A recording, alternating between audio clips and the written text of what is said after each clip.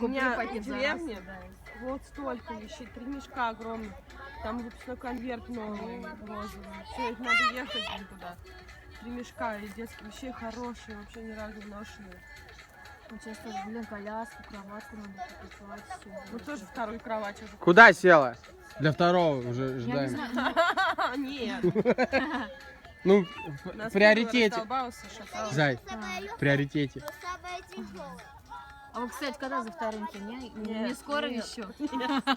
Я Больна, что ли? Если так двое. Люд, ты Смотри, все. Нас и так двое. Точно, точно. Лучше она пусть рожает, дождемся. Как раз чуть-чуть осталось.